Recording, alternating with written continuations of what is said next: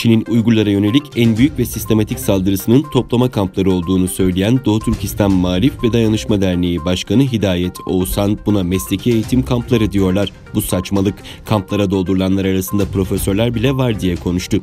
Independent Türkçe'nin sorularını yanıtlayan Oğuzhan, koronavirüsün Çin'deki etkisini kaybettiği iddialarına mesafeyle yaklaşarak Çin kendi toplumuna bile insan gibi davranmıyor. Bu nedenle daha çok korkuyoruz.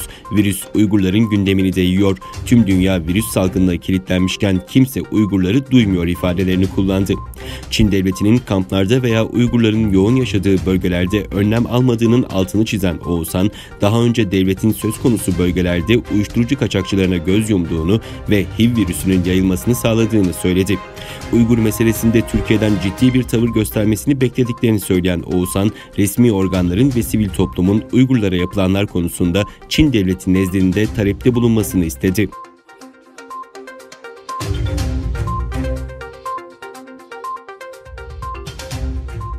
Uluslararası Af Örgütü, Çin'in yabancı basın yayın mensuplarını sınır dışı etme kararına tepki göstererek Çin'in son zamanlarda basın özgürlüğü üzerindeki baskılarını şiddetle kınadı.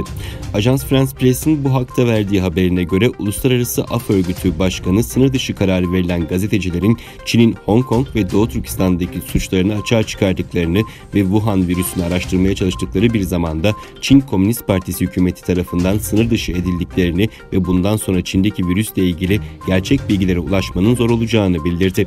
Aslında Çinli yetkililerin bu kez aldığı kararda New York Times, Wall Street Journal ve Washington Post çalışanlarının sadece Çin'de değil Doğu Türkistan ve Hong Kong'da da çalışmasına yasak getirilmesi, Çin Komünist Partisi'nin özel bölge yasasını yine bir kez daha çiğnediğini, bu yaptığının Hong Kong'un temel yasasını ihlal etmek olduğunu ve Hong Kong yerel yönetiminin derhal yanıt vermesi gerektiğini vurguladı.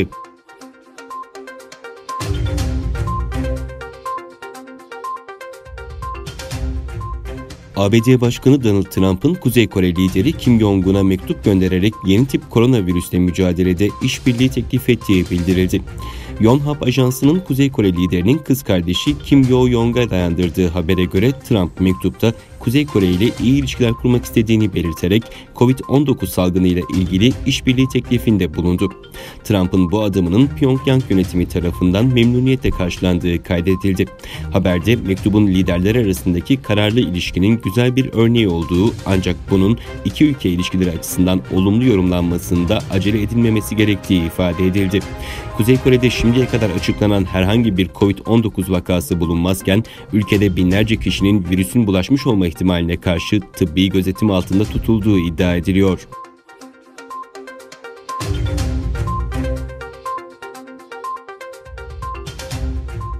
Dünya genelinde yeni tip koronavirüsü bulaşan kişi sayısı 350 bini aşarken virüs nedeniyle yaşamını yitirenlerin sayısı ise 15 bini geçti. En fazla can kaybının yaşandığı İtalya'da son 24 saatte Covid-19'dan ölenlerin sayısı 651 kişi artarak 5476'ya yükseldi. Vaka sayısı ise 59.138 oldu. Başbakan Giuseppe Conte, 2. Dünya Savaşı'ndan bu yana en zor krizde karşı karşıya olduklarını belirterek stratejik ve gerekli olmayan tüm üretim faaliyetlerinin durdurulacağını açıkladı. Diğer yandan ABD Başkan Yardımcısı Mike Pence'in koronavirüs testi negatif çıktı. Ülkede hayatını kaybedenlerin sayısı 391'e yükselirken vaka sayısı ise 32.801'e ulaştı. İran'da yeni tip koronavirüsü salgını önlemleri kapsamında 32.792.000 kişinin sağlık taramasından geçirildiği ve sağlık ekiplerinin 36 milyon kişiyle temas kurduğu bildirildi. Türkiye'de koronavirüs nedeniyle vefat edenlerin sayısı 30'a, vaka sayısı ise 1236'ya yükseldi. Ayrıca Almanya Başbakanı Merkel yeni tip koronavirüsü salgını nedeniyle kendisini karantinaya aldı.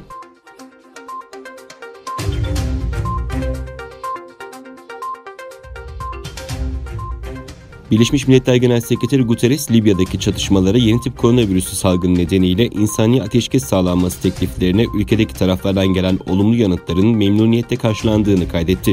Diğer yandan Birleşmiş Milletler İnsani İşler Koordinasyon Ofisi Filistin Koordinatörü Mark Goldrick, İsrail ablukası altındaki Gazze şeridinde yeni tip koronavirüsü salgınına ilişkin korkutucu sonuçlar olabilir uyarısında bulundu.